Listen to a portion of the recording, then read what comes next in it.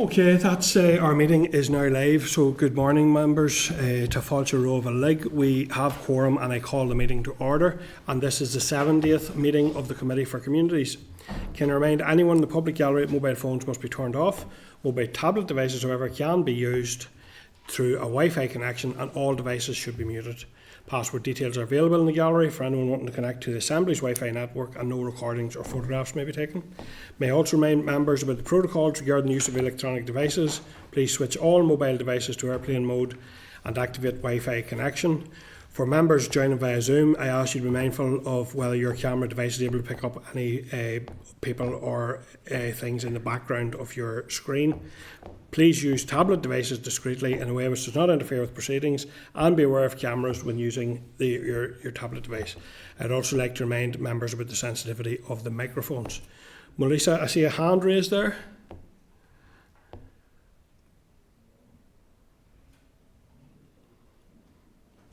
We're not hearing you, Melissa, so I'm just checking if there's a comms issue. No. Try that now, Melissa. No, it's okay now. It's turned on now. Okay, thank you. The microphone was turned off there and I couldn't unmute it. Okay, thank you. Members, moving then to agenda item 1, declaration of interest. Do members of any interest wish to declare in relation to today's agenda? Kelly? Member of the deaf community. Yeah, thank you. Andy? Just, it's not a particular interest, but a note that I'm named in a piece of correspondence from an individual in correspondence. Okay, thank you, Andy. Okay, thank you, members. Moving on then to chairperson's business. Members, I'm sure, will have seen in the media about ground preparation works commencing in Casement Park. It's obviously an issue the committee has taken an interest in previously. I'm glad to see work finally commencing after a long period, and I'm sure we will be engaging with the Minister further in relation to that, as we have done in the past. I also asked the Clerk to let all members know about the Minister's briefing being postponed on Tuesday. So by way of an update to that and for everyone's information, we are expecting that to be rescheduled for next week's meeting. Okay. So, okay, members, I'm moving on then to agenda item 4, which is draft minutes, which are contained, they're from our meeting of the 15th of January. They're page 7 on your packs. Do members have any edits or amendments they wish to make to the draft minutes? No. Are members then otherwise content to agree the minutes of 15th of January as drafted? Agreed. Yep, thank you. Matters arising then, members, you've been provided with a summary table of matters arising at page 19. As usual, I'll ask for comments and would request that you use the reference number if you want to make comment on any item. Can I ask if members have any comments or issues you wish to draw out, highlight or seek briefings in relation to? So starting right from 5.2 to 5.3. Deputy Chair, go ahead. Yeah, it's just on item 5.3. Chair, if that's okay, Yeah. on the homelessness report. And I'd mentioned it last week that, you know, it was such a fantastic piece of work, and then the additions that Kelly made to it as well that we had the opportunity to look at. And it's just to say, I just think it's such a fundamental issue, but also the evidence that we heard that day was so stark, and I think they laid it out so well, and it's been laid out so well in this report. And I would like it that we do something further with it, and in the first instance that is sent to the Minister and ask for his comments and how he can proceed on it as well. I just think it's vital that we do that. Yeah. Members content with that suggestion? Yeah. Any other comments then? Item 5.2, if I could just draw out there, is a response from the Simon community in relation to the additional information requested following the individual group briefings. We heard from stakeholders during our committee meeting at the Sinead Centre. So in relation to that, do members have any comments in relation to that piece, or are you content that the contents of that response be included as evidence in the committee's mini report into homelessness? Further, that would be a further update to what you have today. Yeah. Great. Okay. Yes, go ahead, Kelly. On 5.2, it ties in 5.2 and 5.3, as the Deputy Chair has said. You know, the strength of evidence that we've been provided with does highlight also the pressures that are being put on the homelessness sector, and the Simon community's communication has confirmed that. I'm very concerned with the multi-year budget coming forward, what resources will be provided for them. We've already seen that the SWEP, I know that the Housing Executive dispute the figures, but it seems to be falling very hard on the community and voluntary sector, even though it's a statutory responsibility. So I'm just wondering if we could maybe write to the department to ask them for clarification on the expected income or the expected investment in the community and voluntary sector for homelessness services in the coming year. I know that the budget isn't signed off yet, but it would be good to know what they had proposed in their bids. Yeah. For the 3 years or for Yeah. the next year? Well, next year it'll probably be a definite, and then 2 years after that. Goodness knows. Okay. Any members content? Members agreed, yeah. Okay. Okay, members. So then, can we? Our committee is committee content to agree the draft recommendations in pages 46 to 49 of the main pack? Yeah. Is committee content to ask the committee team? We've had that suggestion that we send that off. So committee agreed to publish the report and send to relevant ministers seeking response to the committee's recommendations. Yes, please. Yeah. Thank you. Okay. Any other issues then? Well, the other part then is within the table pack. So item 5.5. Sorry, no. In the main pack, item 5.5 is a response from the Committee for the Executive Office in relation to our committee's query on proposed legislation and the Executive Legislative Programme for 25-26. The response indicates they haven't received and don't expect to receive any further update from TEO in relation to the legislative programme, and that any further updates would be likely to come to committees individually. So I suppose that we already know there's quite a packed schedule in front of us there, so I don't know if we're expecting anything else individually. There's nothing we're aware of, Clerk, is there? No, we haven't had any formal confirmation, and we know there are 4 to be allocated to this committee for executive bills. Okay, thank you. Sian? Just around 5.6, the memo on the removal of the 2-child limit. Would it be possible to add Les Allenby to the list to discuss the potential impact on mitigations? I'm really concerned about and I have been since the removal of the 2-child limit was announced. Whilst it is really positive, we know it's really positive, my concern is that in Northern Ireland, because we mitigate that benefit cap, the cost of our mitigations is going to rise substantially, and I'd like to hear from Les if possible, and then I think that's going to be something that we need to follow up with the Minister in terms of what preparation is being made to allow for further money being put into mitigations. Yep. Members content with that? Yeah. Thank you. So that has moved us on then to the table pack, and within that there's 5.6. No, you're okay. 5.6 and 5.7. So if there's any other comments in relation to any of the matters there. There's a clerk's memo at page 14 of the table pack with proposed next steps and timetable at page 16 in terms of table pack. So can I ask if members are content that the committee team arranges departmental briefings and briefings from relevant stakeholders for next week's meeting in relation to the LCM, given that the 15-day period for committee commenced on Monday past? Yeah. Yep. So members content with that, yeah. Items then 5.8 and 5.9 at page 65 of the table pack are in relation to a subsequent LCM in relation to the pension schemes bill. By way of a refresher for members of the committee, this committee considered a number of provisions of this bill in an earlier LCM which was approved by the Assembly in November 2025. This LCM is a consequence of a change being made by the UK Government at a later stage of the bill's passage through Westminster. The memorandum extends specific provisions within the Westminster Pensions Schemes Bill, which are about pre-97 indexation and funding of the board of the Pension Protection Fund here in the North. So can I ask members if I can direct you to the clerk's memo, which starts at page 65 and sets out some further detail. The Minister's letter and memo are page 83 and 84 of the table pack. You will note that the most recently published order papers indicate that a debate on the motion has already been scheduled for Tuesday 27th of January 2026. There is therefore no committee opportunity to receive a briefing or undertake any scrutiny of this in advance of the debate. So are members content that I reflect that the committee has not had time for scrutiny of this subsequent NCM and that there is therefore no committee position to reflect?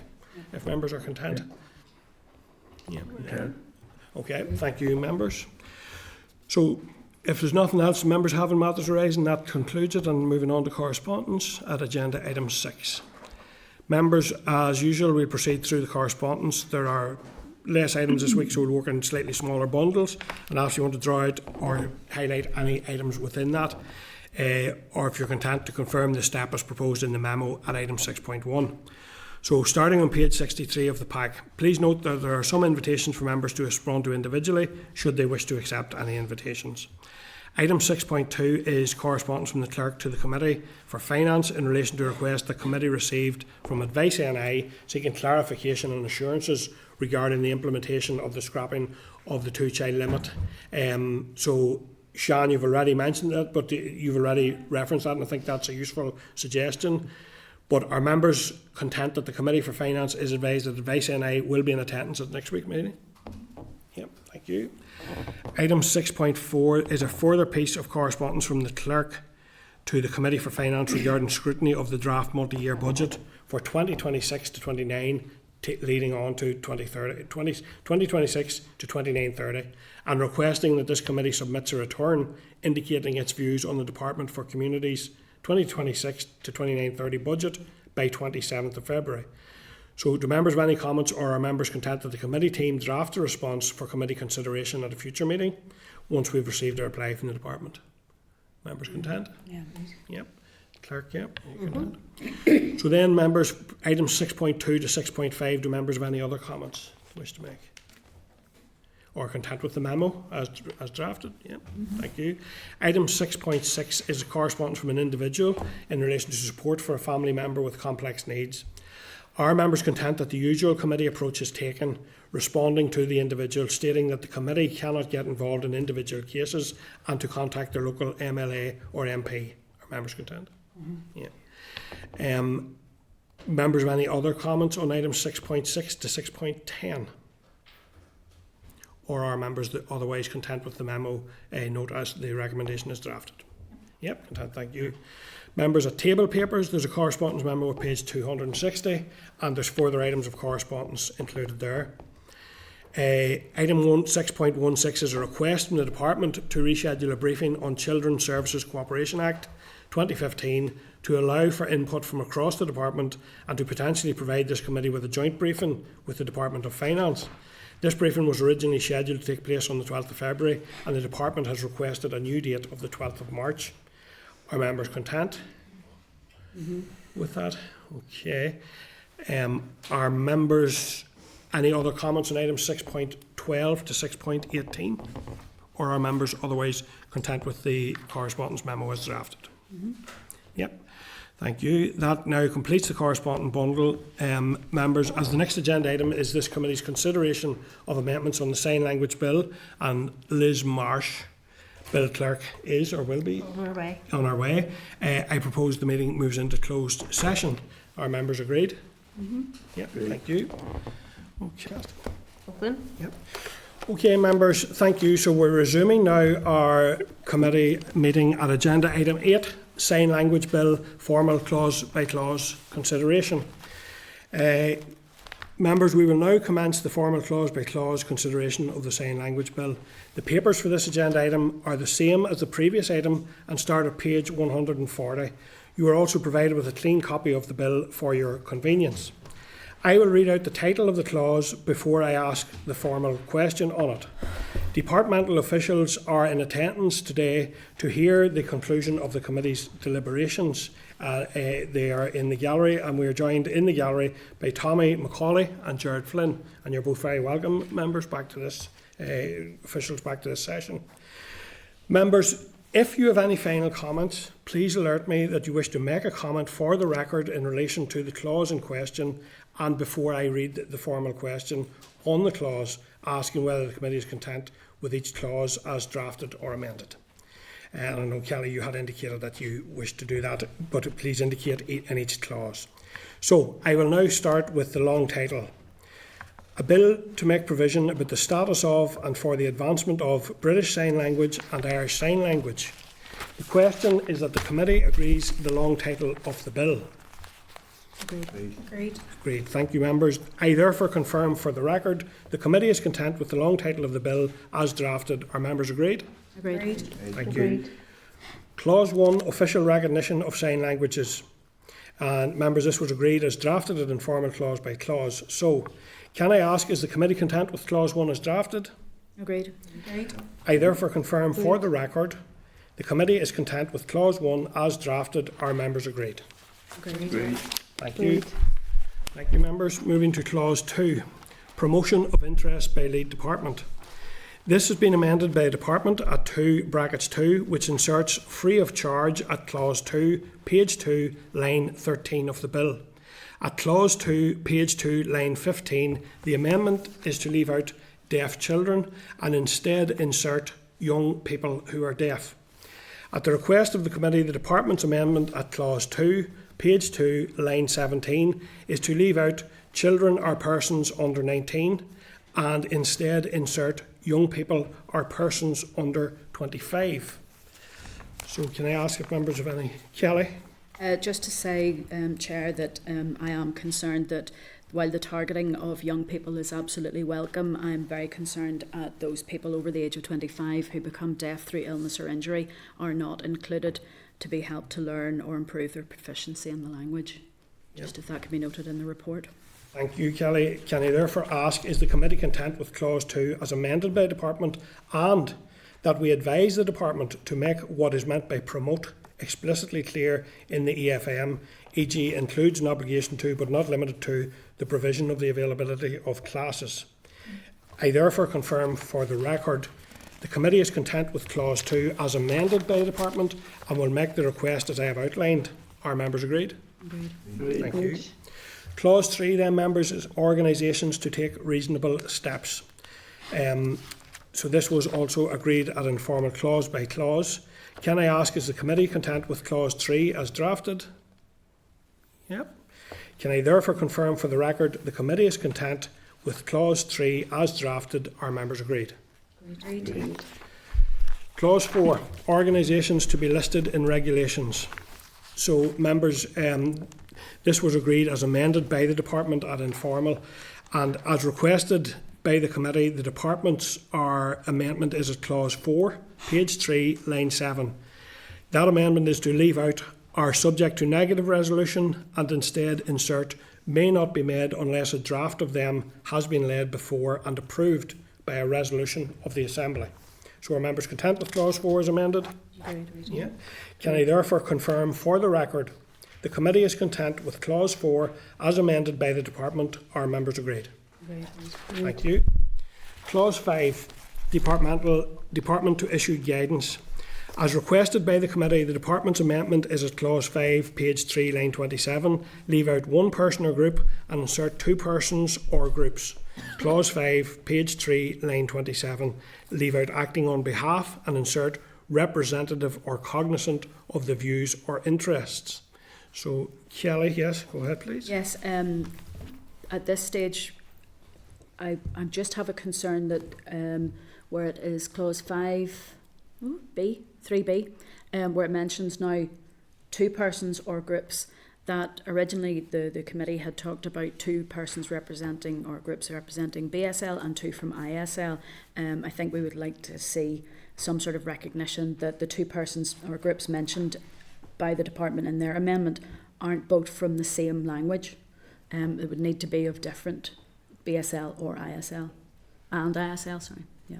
Okay, thank you, Kelly. Can I therefore ask, in light of that is the committee content with Clause 5 as amended by the Department, and that we advise the Department to make what is meant by the deaf community here more explicit to ensure the at least two persons or groups are not two from the same part of the community? Yep. Can I therefore confirm for the record the committee is content with Clause 5 as amended by the Department, and we will make the request as outlined? Are members agreed? Agreed. Thank you. Clause 6, best practice to be in guidance, was agreed at informal clause by clause. Can I ask, is the committee content with Clause 6 as drafted? And therefore, can I confirm for the record the committee is content with Clause 6 as drafted? Are members agreed? Agreed. Thank you, members. Clause 7, Department may make regulations. Again, agreed by the Department at informal. Agreed as amended by the Department at informal. The Department has made a number of amendments to Clause 7 as follows. So Clause 7, page 5, line 1. They will leave out each Northern Ireland Department in the same way and instead insert one or more of the Northern Ireland Departments separately or together in different or similar ways. At Clause 7, page 5, line 4, after acting, they will insert on behalf or. At clause 7, page 5, line 5, after functions, insert on behalf or. At clause 7, page 5, line 15, after relevant, insert material or. At clause 7, page 5, line 18, after behalf, insert or in the interests. So can I ask, is the committee content with clause 7 as amended by the department? Yeah. Can I therefore confirm for the record the committee is content with clause 7 as amended by the department? Are members agreed? Agreed. Thank you, members. Clause 8, procedure for making regulations. As requested by the committee, the department's amendment is at clauses 8, page 5, line 27, to leave out one person or group and insert two persons or groups, and clause 8, page 5, line 27, leave out acting on behalf and insert representative or cognizant of the views or interests. So, yes, Kelly? It's 8.1.2 or 8.1b. Sorry, it's the same issue as before, where it talks about two persons or groups. That needs to be one from each language. Yep, thank you. Can I therefore ask, is the committee content with clause 8 as amended by the department, and that we advise the department to make what is meant by the deaf community here more explicit to ensure the at least two persons or groups are not two from the same part of the community? And can I therefore confirm for the record the committee is content with clause 8 as amended by the department, and we will make the request as outlined? Are members agreed? Agreed. Thank you. Clause 9, department to publish 5 yearly reports. So, as requested by the committee, the department's amendments are clause 9, page 5, line 38. After B, insert laid before the assembly by the department, and B. And then clause 9, page 6, line 4, leave out 5 and insert 3. So can I ask if members are content or, yeah. Is the committee content with clause 9 as amended by the department? Mm-hmm. Yeah. Can I therefore confirm for the record the committee is content with clause 9 as amended by the department? Mm-hmm. Yep. Thank you, members. Are members agreed? I should. Yeah. Okay. Yep. Moving to clause 10, accreditation of teachers and interpreters. As requested by the committee, the department's amendment is at clause 10, page 6, line 25. Leave out are subject to negative resolution and insert may not be made unless a draft of them has been laid before and approved by a resolution of the assembly. Is the committee content with clause 10 as amended by the department? Mm-hmm. I therefore confirm for the record the committee is content with clause 10 as amended by the department. Are members agreed? Thank you, members. Moving on to clause 11. So, in relation to this clause, committee failed to reach a consensus on the need for an amendment. It was the Bill Clerk Amendment 18, clause 11, page 6, line 33, to leave out the word normally. So, I will ask, is the committee content with clause 11 as drafted? Kelly? Just to put on record, I'm not happy. I believe that the reference in 1B, while it refers to deaf or deaf-blind people who normally use British Sign Language or Irish Sign Language for communication, it excludes those who will lose their hearing over the age of 25 through illness or injury. And therefore, the word normally, I'm not content with that staying in, but it's just for the record. Yep. Mm-hmm. Okay. What's the question again? So can I ask the question again? Is the committee content with clause 11 as drafted? No. Okay. Okay. So we will go to a divide then, members, in relation to this. So it seems, members, the committee is unable to reach a consensus position in relation to this matter. Therefore, I propose to put the question to a vote. The question is that the clause 11 is as drafted is agreed. All those in favour, please raise your hand. Clerk, can you give me a count? Yeah, that is 1, 2, 3, 4, 5, 6 in 4. All those opposed, please raise your hand. And 2 against. Okay. Therefore, it is agreed as drafted. Okay, thank you, Clerk. So can I therefore confirm that the committee is content with clause 11 as drafted? Are members agreed? Great. Thank you. Okay, members, moving on to clause 12, and this is in relation to different forms of sign languages. It was agreed in informal session. So can I ask then, is the committee content with clause 12 as drafted? Yeah, I therefore confirm for the record the committee is content with clause 12 as drafted. Are members agreed? Thank you. Moving on to clause 13. Yes, clause 13, everyday reliance on sign languages. And this was agreed in informal. So can I ask, is the committee content with clause 13 as drafted?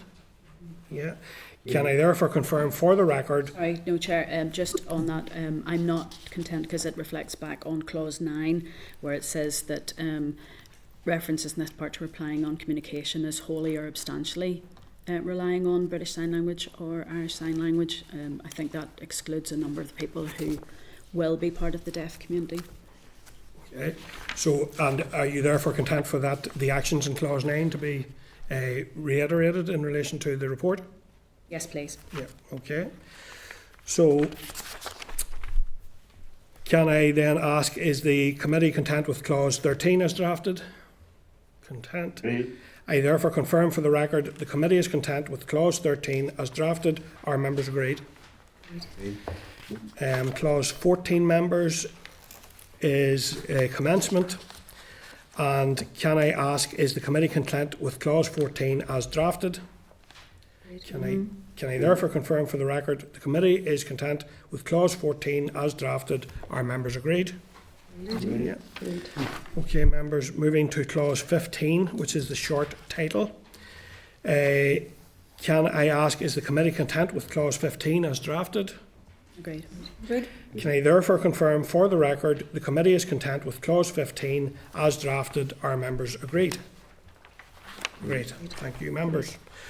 Okay, members, that concludes the committee's formal clause by clause consideration of the sign language bill. Just checking with Clerk and team that that's the case. Thank you. So, members, can I take this opportunity to thank the department officials, Ian Greenway, Tommy McAuley, who's with us today, and Gerard Flynn with us today, for all the support and patience with our queries, and indeed Liz Marsh from the Assembly Bill Office, Karen Naden from RAISE, and colleagues from Legal Services, events, education and engagement, for all their support during our call for evidence and scrutiny of the bill. A draft of the committee's bill report will be provided for initial review at next week's meeting in the hope that it can be formally agreed the following week with any edits members may wish to make. I would also like to take this opportunity, members, to reflect on what has been an unprecedented but I think a really successful and an outstanding process in terms of the committee's scrutiny of the sign language bill. Committee recognised that the call for evidence for this bill would require a vastly different approach than other bills. To help facilitate access to the consultation process, events were held here in Parliament buildings, in Strabane, in Banbridge and online. Key stakeholders were enabled to submit by video using their first language, sign language, and this was facilitated through the use of a dedicated platform and then interpreted for the committee. Oral signed evidence from key stakeholders who were deaf required two-way live interpreting at committee meetings, and when the committee considered the bill, that required post-meeting interpretation before being uploaded to the NI Assembly website. We hosted specific events with children and the deaf-blind community and took evidence from and advice over 13 meetings. 42 responses were received on Citizen Space and 44 signed responses were received via WhatsApp. We also received approximately 20 written responses and briefings. I know members will agree, and I will bring members in a minute if they wish to make comment in relation to that process, but I know members will agree that we hope this approach and the resulting bill will mark the start of a real and positive change for the deaf community in the North. I also want to thank, on behalf of the committee, the team here within the committee who created, to a large extent, this process and put huge work into ensuring that it was effective and inclusive. And I want to put on record our thanks for the huge amount of work that went into that. But I will take the opportunity, members. I think we have time to if members wish to make any comment in relation to the process that was utilised in the consideration of this bill. Kelly? Just to say, I think I'll reiterate the words that were the comments made from BDA person who said that it was the first time that they had ever been able to give evidence live at a committee meeting where the translation was so seamless. I think that is a credit to the interpreters who were involved with us, to the team, our clerking team, and to the Assembly. It has been an absolute pleasure, and it's been a pleasure knowing that the deaf community felt that they were having their say and having input to something that is so important to them. So no, thank you to all the team for that.